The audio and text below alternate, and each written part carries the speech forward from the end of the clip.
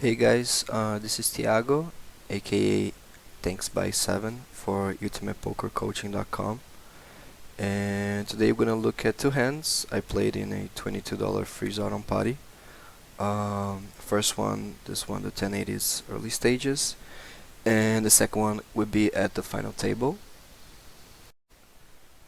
This hand here, it's a clear example how population sizings are really suboptimal and how we can exploit and make reads out of them. So cutoff opens, we have a pretty standard defend. Our range should look something like this in theory, versus the cutoff every suited hand, and this hand is close to the bottom here of the 10x offsuit, and it's actually mixing 14% of the time to a 3-bet pre-flop, going 5x here whenever 50 effective, 60 effective. Throwing some offsuit ace-x here and some offsuit king-x, some offsuit broadways here at some frequency, and the value hands. So we're gonna be checking range here. There are some flops we can lead, but this is not one of them. In position player here, he can have a lot of sizings in a spot like this. He can bet small, medium, large, and even have a overbet strategy. This hand plays a check call mostly, I would expect in theory. And our value check raisers are gonna be ace jack, king jack, pocket fours, 10-4 suited, blocking jack X, jack tens, and then our bluffs are gonna come from gutters with the high card club, and open-enders and flush draws. Check calling here, pretty standard, and the turn is a blank. We're gonna have some leads here on this turn, I believe, because we don't check call with air, and villain bets a lot of air. So we were gonna have leads. I don't think this hand qualifies for a lead. High frequency cards that we can lead on would be a 10 and a 4. Maybe some a 9 of clubs, queen of clubs, clubs that fill straights. Villain goes for like a 35% sizing, and this is really not a thing here on a turn like this after I just check call. I'm kinda capped, so I'm stripped of strong hands, strong jack X, 2 pairs, and trips, and sets. So in position sizing here should be very polarized.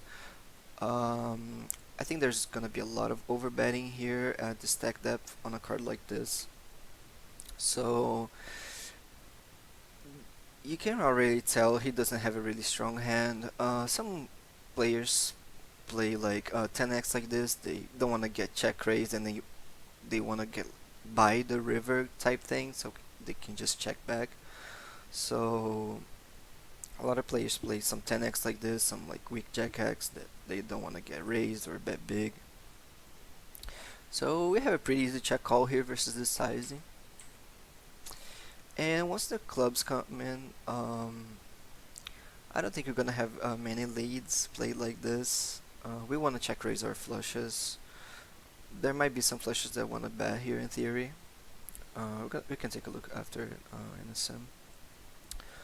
So what happens here on the river is that we have 4 buckets. So to simplify our strategy, we have the nuts, which has flexible lines that can check or bet, and for the stack depth I'll be just checking here with some ace high flushes to check raise and check shove.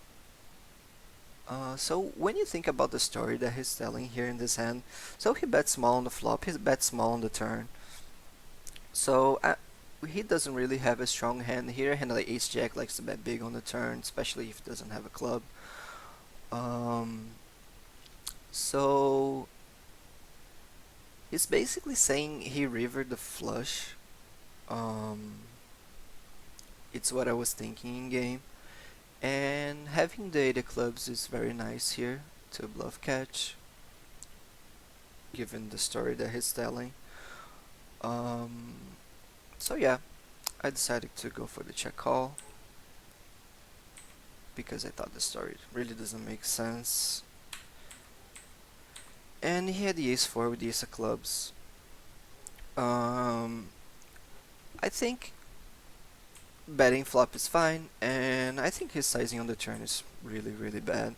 I think if you want to have the ace of clubs by the river and the river's a club, you want to overbet, shove for like 2x spot or something, and blocking 5-4 suited as well, 5-4 for me. Yeah, he should just go like I don't know, like 15 here on the turn, 15 big blinds, and like overbet shove the river with this hand. He just made it really easy for me here. So let's take a look at Piosolver and see what it has to say. So going through the sim here of the 10-8 hand, we're gonna check range, and villain strategy here is to see bet a lot, as I have imagined. So see betting here around 80% of the time, mainly for small sizing, but there's also a medium, large, and overbet sizing. In the sim, I chose 30%, 60, 90, and 100, 125%. You can see that all sizings are used here, and there's a preference for the small sizing, but mixing. You can see that I had like 8, like Queens Plus, really likes to overbet here. You can see that the main part of the overbetting range is coming from the Queens Plus bucket. Vulnerable but strong hands, like Ace Jack here as well, mixing into overbetting. So the nuts is being threatened on a board like this. Jack 10 for flush draw. We're not gonna be overbetting with sets, as I imagine. Apart from the pocket fours, which does overbet and bet big, which makes sense. I'm blocking pairs and flush draws. So yeah, there is some overbetting here with some flush draws, some ace-high flush draws, and a lot of third sizing used. So we checked villain did bet a third, and as expected, our strongest hands are going to be check raised. I used the 4x sizing in the sim, given the nature of the flop. So yeah, our strongest hands here is Jack, King Jack, pocket fours, pure raising. I mentioned 10-4 suited, Jack 4 suited as well, 2 pairs. And the bluffs coming from the open-enders, right, and gutters with a club. That I thought it's a common thing in the sims. So we have the Queen 9 here, mainly check raising when we have the high card club. And like Queen 8 here, pure raising with a club. Queen 8 makes more sense to check raise than Queen 9 because it's only a gutter and it has less equity than a hand like Queen 9. So it makes sense. Just check calling here. If all over 10x, there's no point in raising. There's a little bit of mixing here with like 10-8, 11% or so with this combo. But yeah, weak Jack X, we just want to check call, and the flush draws are going to be mixing. All sorts of flush draws mix. We check called, and the turn was a blank. It was the 5 of hearts, if I believe. Yes, the 5 of hearts. And there's gonna be leading here. It's kind of surprising to some people, but the thing is, we don't check call with air. We don't have like king deuce of hearts here. Villain c bets king deuce of hearts at some frequency, right? So we don't check call air, and villain has a lot of air. So we're gonna have a lead here for small sizing, 30%. I put in the donking strategy, 30, 60, and 90. So small, medium, large to simplify the strategy, and just to get a big vision of what it should look like. Um, so yeah, our hand in does mix sometimes here with a club, around 20%, leading some weak jack X, some 10x even. I had like queen 10 suited leading. So yeah, there's like a pretty high frequency lead. I was not expecting this at all here. We check. Yeah, and as expected, the small sizing is not a thing here on this turn card.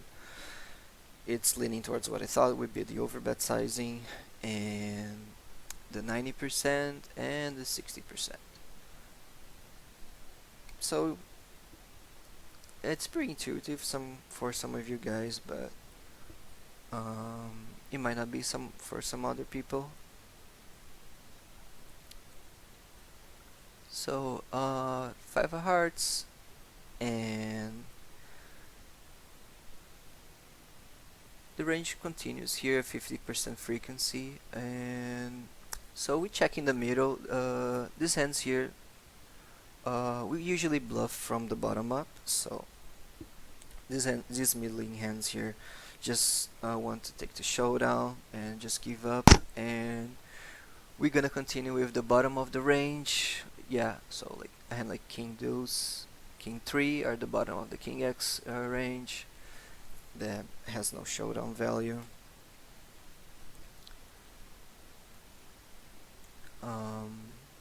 Continuing here with a lot of the Broadway stuff, the open-enders, the top pairs, hands. So villain you chose the 30% sizing. It's going to kind of mess up the sim. Not mess up the sim, but since it's a sizing that's not used a lot, the villain's range by the river, it's gonna look quite weird. We can value raise here pretty thinly, as you can see when villain chooses that sizing. A hand like jack 7 suited here is mixing to check raise. And hands that we didn't want to check raise on the flop, we are check raising turn with. Now, check call, and the river was the 3 of clubs.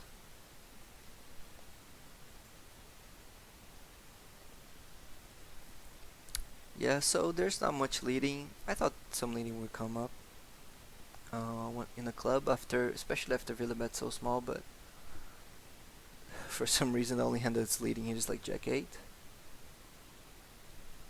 And the jack 8 off as well. We check. And yeah, so it looks pretty weird here, the villain's range, because of that sizing not being really a thing. And villain chose like a 60% sizing on the river. And yeah, as I thought, the 10-8 with a club should be calling. We're actually calling here with some 10x as well. This is 2, no, this is 2 pair.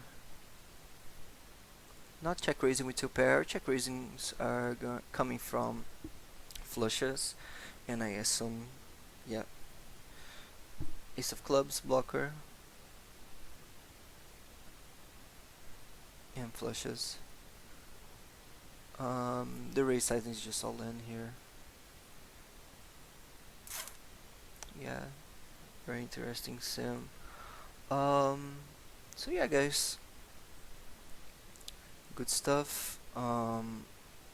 Really hope you took something out of this, especially the sizings on the turn. When the turn is such a blank, we're not gonna use small sizings. And when villain story doesn't make sense, we usually wanna call when we have a hand that has good blockers. So yeah, best of luck to you guys at the tables. This hand here is in a final table on a $22 on potty. One of those called variance busters, like a 300 man, to really reduce the variance of the grind. So hijack opens here, and we can do two things. We can either call or shove. So eights does not block the nuts, right? What's the nuts? Queens plus ace king. So we do make money here when we shove, especially if he's out of line here and opening more than he should. In theory, he should open here around 15 to 18%. So I rather shove a hand like ace 5 suited, ace 4 suited, king queen off, leaning towards more blockers. And on a tournament like this, I value my edge here. So if we shove here, it's gonna be making a little bit. It's not amazing. So I believe a hand like pocket fives, a hand like ace 5 suited is making more money than eights here. And so I like calling, and I'm gonna show you guys a sim here we have on BBZ charts. So it's not perfect example. It's not exactly the same scenario, but at the hijack with 20 bigs and us with 60, here we have like 50 bigs, and there are other shorter stacks. So this is what his range should look like here on the hijack. So 18%. If someone you're playing that it's opening pocket deuces here in your final table, like completely out of line, completely clueless about what he should be opening, you should be shoving more and punishing them. Versus that 18%, this is what our range should look like in theory. So what I was gonna do in game is shove more with this ace deuce 3 ace 5 suited. I was gonna shove 100% frequency and 3-bet these ones here.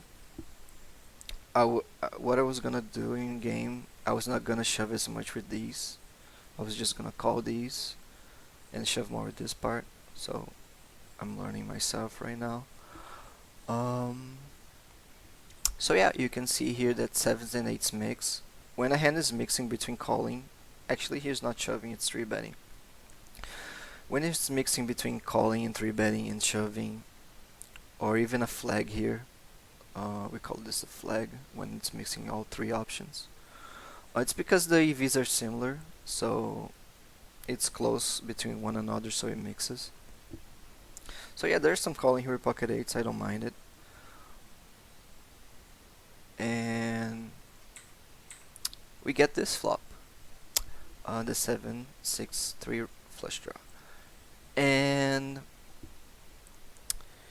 the thing is, population and even good regs, they value their like quote-unquote range advantage, because they think like, oh, I have 9s plus and you can have it, so you should check range here and you can do anything because I have 9s plus and you don't. So that's just not true. And you have aces, yeah, so what? Like, it's such a small part of the range that the villain opens here. It doesn't mean anything really, especially on a board like this. Even high stakes regulars, they don't find leads here in the spots. They just don't. Like, it's not Me just saying this, I don't know if you guys know, like Lucky Fish 89. It's our coach, and he plays high stakes, and he just said in the seminars people don't lead here. And I'm gonna show you guys. I ran this hand here on ICMizer, excuse me, on Piosolver with the ICM inputs, and I'm gonna show you guys the results here. So, why can we lead here? Well, I assumed my range would look something like this in game. I didn't solve for the perfect play for both players because I assumed I would be calling something like this and my range would look like something like this. These ones I have 0% because I just shoved them pre or 3-bet them. So yeah. And if you look at our stack size here, we cover him by a big margin. And we can leverage the 10 big blind stack, 5 big blind stack. He has 19, there's a guy here 16. So we can put a lot of pressure on him. And as we can see, might gonna be surprising, is that we lead range here. We don't check. We just lead 100% of our hands for small sizing mainly, and there's some 60% sizing as well. In the sim I put the input was 30, 90, excuse me, 30, 60, and 90, and a shove. So yeah, you have like kings and aces. So what? Like, it doesn't matter. This is a flop that connects well here with our pairs that we call, and we can bluff you off everything that you can call with. Like, it just doesn't matter. So we're gonna leverage our stack here, and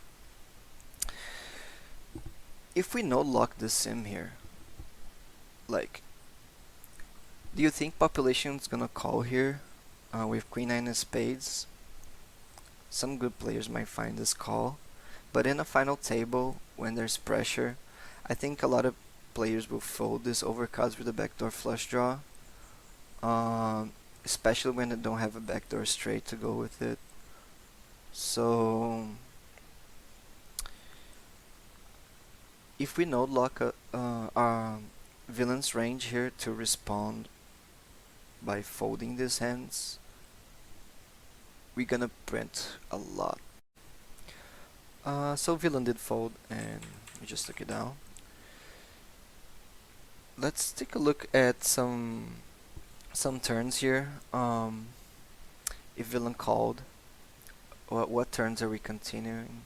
Let's put a random card. Okay. So on the Jack of Hearts, we continue at a pretty high frequency as well. I just want you guys to see. I want to see myself. What cards should be leading on?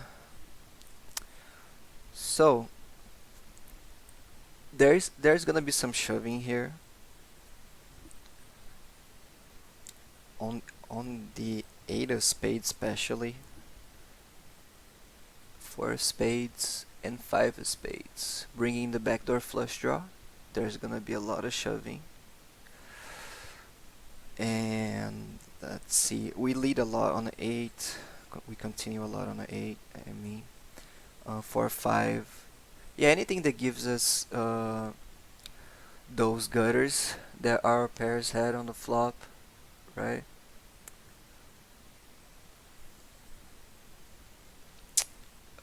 Let's see here, high frequency. Yeah, the jack, the offsuit jacks that don't bring the flush in or the backdoor flush are very high frequency leads as well, because if you look at our range here,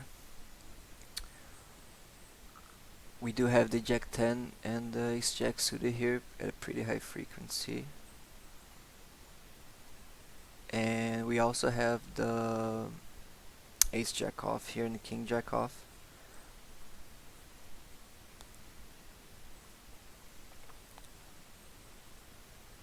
Okay, checking a lot on the ace, king, and queen.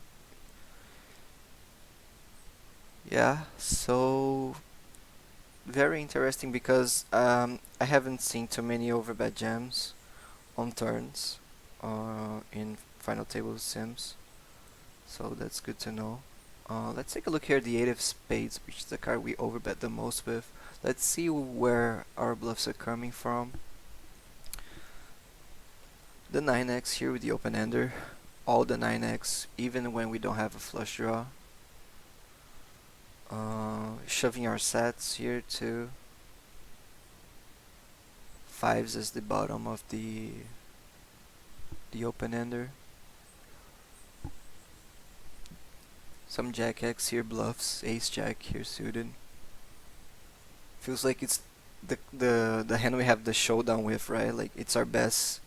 Ace high, maybe we just give up with this one and bluff everything else, but our range is so narrow compared to imposition's range. Like, look how imposition's range should look like here. I assumed he would open something like this if he's decent. This looks pretty accurate. And our range is just like so thin compared to it. So yeah, very good stuff. Villain did fold, but good stuff, boys and girls.